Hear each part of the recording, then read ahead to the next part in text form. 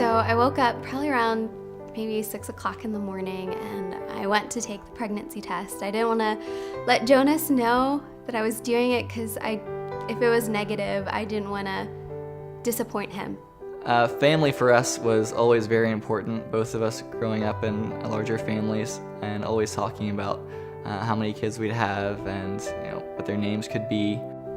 So I took it, and within seconds it turned positive. I'm waking up groggy and very excited, but very shell-shocked with the news while I'm still in my bed, still waking up. At first I was kind of offended, like, you're not excited? But he finally got to the same level that I was, and we just celebrated the rest of the day.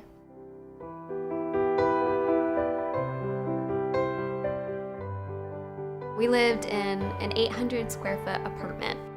We moved our bed around, and it was kind of like engineering, trying to decide where things will go, and we finally found a place in our bedroom where it was going to be our baby's corner. We went into a doctor's appointment early October, a normal checkup. We had now seen pictures of our son, and we had our name picked out. We weren't telling it to people yet. We were being secretive.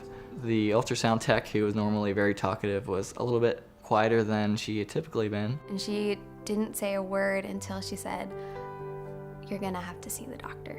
And she said that our baby was not well.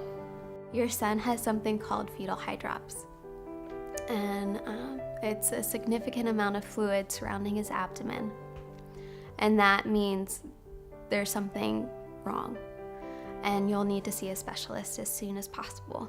He had something called ascites, or fluid, around his abdomen. Despite what the outcome was, I wanted to speak life.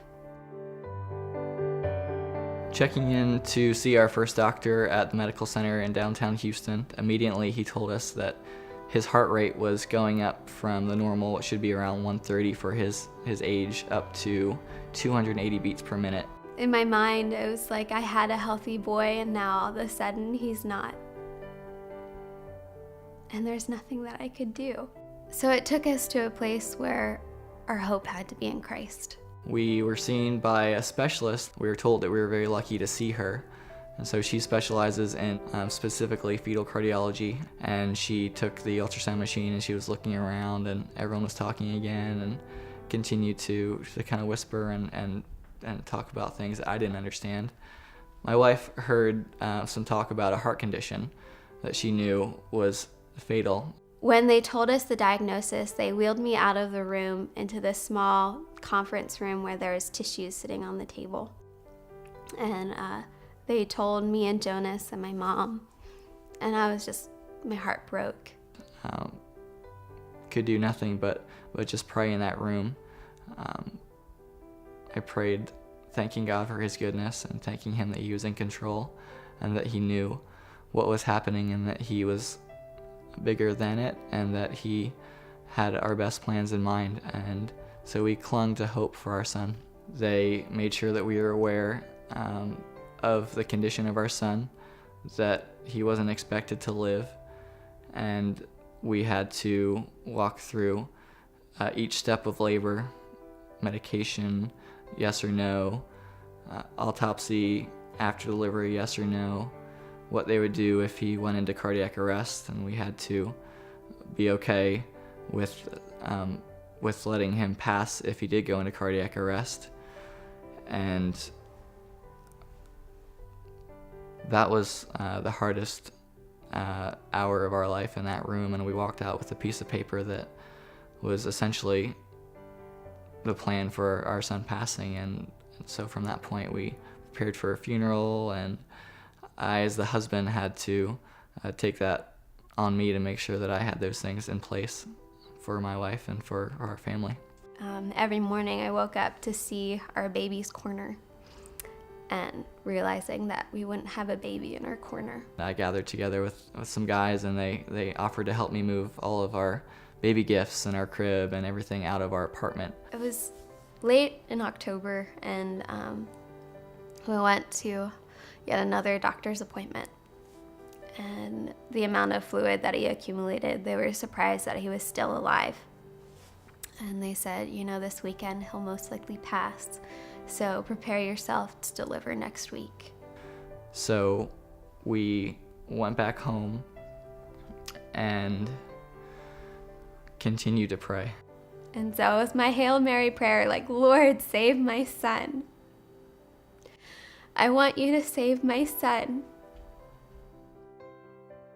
The following Monday, we go in, and they wanted just to see if he had a heartbeat. With disappointment, we were just waiting, and we were a little bit irritated that it was taking as long as it was with the new ultrasound tech, and she kept looking around and kept taking more measurements, and she looked a little bit confused. And so we sat there, and she said she's going to talk to the doctor and she'd be back in a minute. So the doctor came back in. And she kept on asking me, okay, what's your name? What's the date of birth? Are you sure? And I just thought she had no idea what she was doing.